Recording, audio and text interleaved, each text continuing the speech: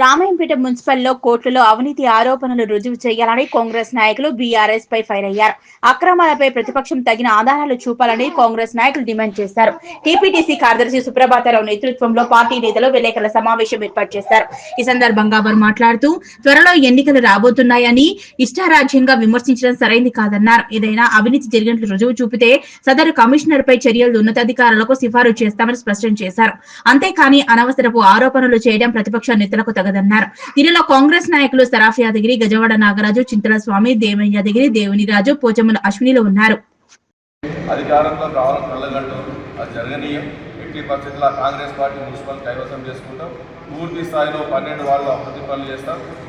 మా యువ శాసనసభ్యులు డాక్టర్ మైనంపల్లి రోహితరావు ఆధ్వర్యంలో ఖచ్చితంగా 12 వాళ్ళు తెలుసుకుంటాం, అభివృద్ధి చేస్తాం, అభివృద్ధి చేసి చూపిస్తాం. ఎక్కడ అవకాశాలు అధికారులు కూడా చేయనీయం. మీరు మీడియా అయినా సరే, ఇతర ప్రతిపక్ష పార్టీ నాయకులు అయినా సరే ఆధారాలతో రండి, వాళ్ళని చర్య తీసుకుంటాం. మేము ఏ అధికారులు కూడా ఉంచామో తక్షణమే ట్రాన్స్ఫర్ చేస్తాం.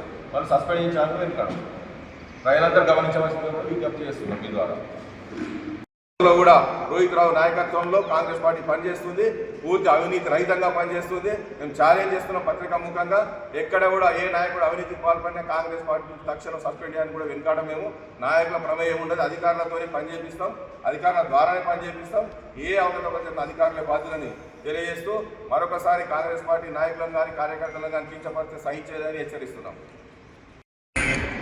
బీఆర్ఎస్ చెందిన నాయకులు మన రామాయంపేట మున్సిపాలిటీ సంబంధించి మాట్లాడడం జరిగింది.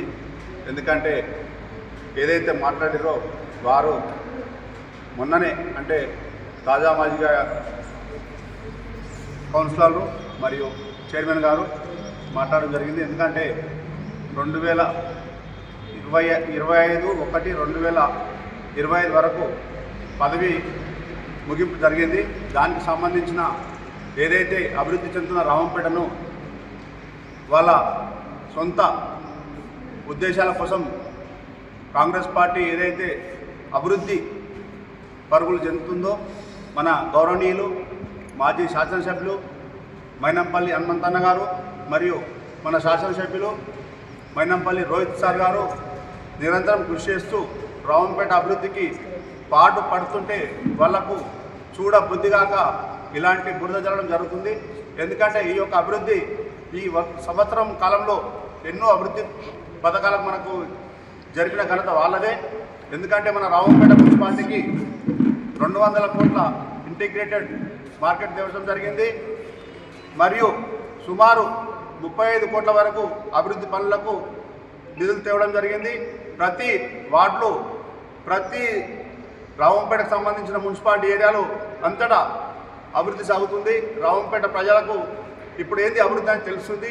దీనికి గాను వాళ్ళు ఇదైతే ఈ అభివృద్ధి కోరవలేక